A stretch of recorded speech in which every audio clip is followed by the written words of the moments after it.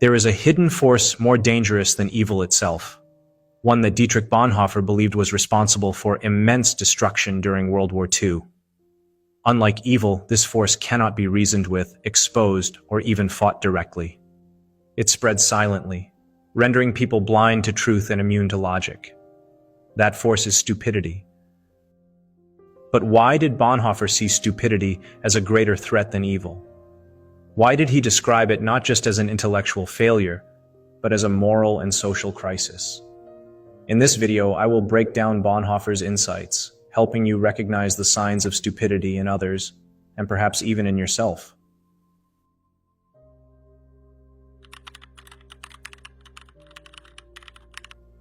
Dietrich Bonhoeffer, born in February 1906, was a German Lutheran pastor, neo-Orthodox theologian, anti-Nazi dissident, and resistance fighter. For years, he tried to change minds. He spoke out against growing hatred, blind obedience, and the way people turned a blind eye to the cruelty happening around them. He believed that if he could just make them see, just make them understand, they would wake up. But no matter how much evidence he presented, no matter how clear the truth was, people refused to listen.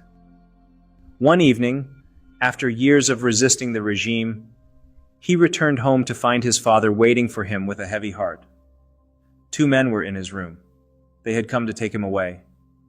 Locked in a prison cell, Bonhoeffer had nothing but time to think. He had watched his country, once a land of poets and thinkers, descend into a mob of cowards and criminals.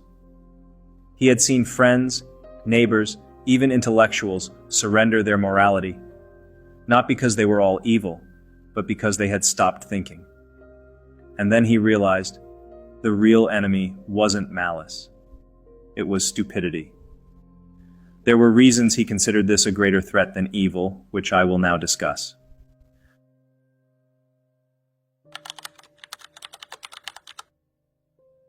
Evil, according to Bonhoeffer, can be confronted. It can be exposed, fought, and even defeated. There is always a way to resist it because at its core, evil knows what it is. Even the worst of people deep down recognize that what they are doing is wrong. This is why evil carries within itself the seed of its own destruction. It leaves behind a sense of unease, a lingering guilt that can be exploited and overturned. But stupidity? Stupidity is immune. Immune to logic, blind to reason, and deaf to truth. It does not engage, it simply refuses to see. You can argue with a malicious person, but you cannot argue with a stupid one because they do not recognize facts. They dismiss them. They do not debate. They mock. And most dangerously, they are utterly convinced of their own rightness. This is what makes stupidity more dangerous than malice. Malice can be countered, but stupidity is impervious. Martin Luther King Jr. said something very similar. Nothing in the world is more dangerous than sincere ignorance and conscientious stupidity. The most terrifying aspect of stupidity is that it often operates unconsciously. People who act foolishly do not even realize it. They believe they are right.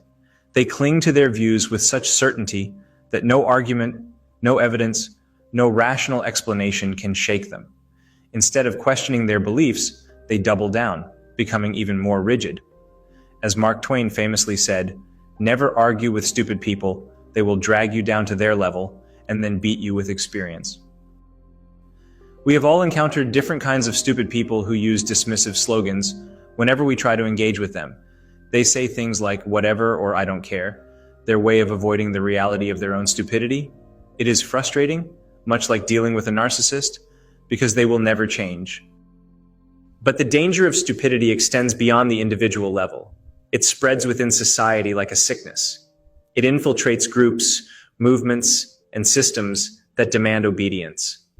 The power of one depends on the stupidity of the many. This is why mass stupidity so often accompanies rising authoritarianism. People do not lose their intelligence. They surrender it. They give up their independence in exchange for belonging.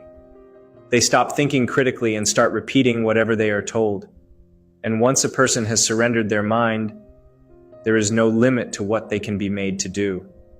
They will commit evil and never see it as evil They will spread lies and call it truth. They will destroy lives, convinced they are on the right side of history. This is why stupidity is not just frustrating, it is dangerous. It is a weapon in the hands of those who know how to use it. And perhaps the most chilling realization? You cannot fix it with reason. To combat it, we must first understand the true nature of stupidity.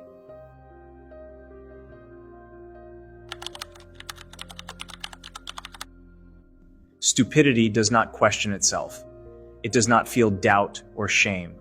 It moves forward with absolute confidence, and in doing so, it becomes an unstoppable force in service of whatever it has chosen to follow. Bonhoeffer saw this firsthand. He lived in a nation once known for its poets and philosophers, Germany, the land of Goethe, Kant, and Beethoven. And yet he watched as it turned into a nation of cowards and criminals. He saw ordinary people, many of them intelligent and educated, surrender their ability to think and instead blindly follow the Nazi regime. This is why Bonhoeffer argued that stupidity is not an intellectual defect but a moral one. A person can be brilliant in thought yet utterly foolish in action. Consider Martin Heidegger, one of the greatest philosophers of the 20th century, who, despite his intellect, pledged loyalty to the Nazi Party and remained unrepentant until his death in 1976. He was smart, but he was also deeply stupid, as according to Bonhoeffer. By contrast, a person can be intellectually slow, yet profoundly wise, moral, and kind. Intelligence and wisdom are not the same. Stupidity, as Bonhoeffer saw it, is not a lack of intelligence. It is a failure of moral courage. And one is not born stupid. One becomes stupid. How that happens is what I will discuss next.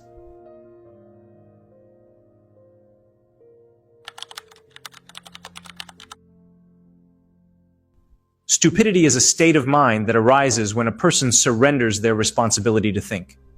It is not an inborn trait, but a transformation, a condition that people allow themselves to fall into. This transformation is not merely personal, it is social. Stupidity thrives in groups, where independent thought is discouraged, where people simply follow orders, conform, and submit to prevailing narratives without question. Bonhoeffer observed how the Nazi regime turned ordinary people into unthinking followers. They were not inherently evil, nor were they necessarily unintelligent. But they stopped questioning. They let go of their ability to discern truth from falsehood. They became tools of a greater agenda. Bonhoeffer described this phenomenon as almost a sociological law. A similar transformation was depicted by George Orwell in 1984, where Big Brother brainwashed people to the point of limiting their very thoughts. The regime did not just control their actions, it made them stupid so they could no longer think properly. Bonhoeffer made the same observation. When power rises, stupidity spreads. Under the influence of authority, whether political or ideological, many people willingly relinquish their inner independence. They accept the slogans, the propaganda, the oversimplified explanations, and they no longer see the world for what it is. And this is where stupidity becomes most dangerous. It is stubborn, yet passive. The stupid person does not think for themselves, yet they are fiercely convinced they are right. When confronted with facts or logic, they do not reconsider. They resist. You are not dealing with a person. You are dealing with the slogans and catchphrases that have taken possession of them. This is why Bonhoeffer argued that stupidity is harder to combat than evil. A stupid person will repeat lies even after they have been disproven. They will cling to falsehoods because they are no longer thinking for themselves. And this is precisely why a stupid person cannot simply be instructed or argued out of their stupidity. They must be liberated. Until that happens, debate is pointless. But there is a way to avoid falling into this seemingly innocent trap.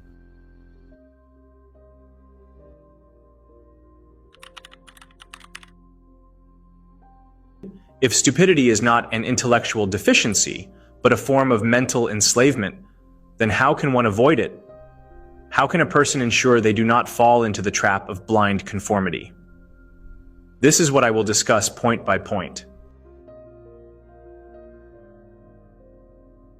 Bonhoeffer warns that people become stupid when they give up their ability to question, analyze, and think independently. The first step to avoiding stupidity is to refuse to stop thinking. Always ask questions. Challenge authority when necessary. Do not accept something as true just because it is widely believed. If an idea cannot withstand scrutiny, then it is not worth believing.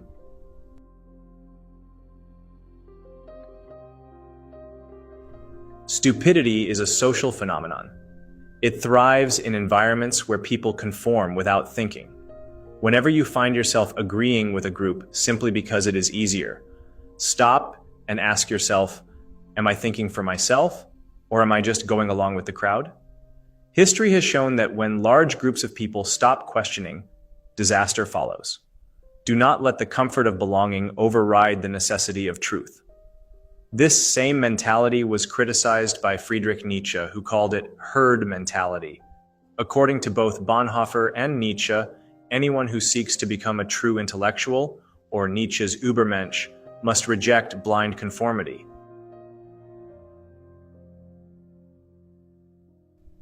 Stupidity is often the result of external influences: propaganda, misinformation, and emotional manipulation. Leaders who rely on stupidity use tactics designed to bypass critical thinking. They appeal to emotions rather than reason. They promote simplistic explanations for complex problems. They discourage independent thought and label dissent as dangerous. If an idea is presented in a way that discourages questioning, it is likely designed to manipulate, not to inform.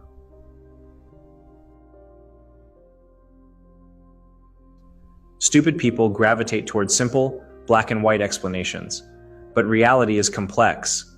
The truth is often inconvenient, uncomfortable, and difficult. If an answer sounds too easy, it probably is. If a leader tells you that all your problems have a single cause, they are lying. If a movement demands unquestioning loyalty, it is dangerous. Real wisdom comes from embracing nuance and resisting the urge to oversimplify.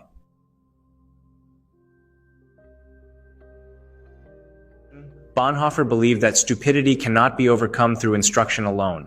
It requires liberation. People trapped in a system of manipulation and conformity must first be freed externally before they can free their minds.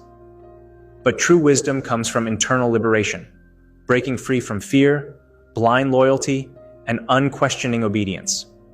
The only way to avoid stupidity is to commit to lifelong intellectual and moral independence. This was Bonhoeffer's theory of stupidity, a warning to all of us. The world today is filled with misinformation, herd mentalities, and blind loyalty to political figures, ideologies, and narratives that discourage critical thought. If we do not actively fight for independent thinking, we will not just be battling stupidity, we will be ruled by it. The choice is ours. Stay alert, stay critical, stay free.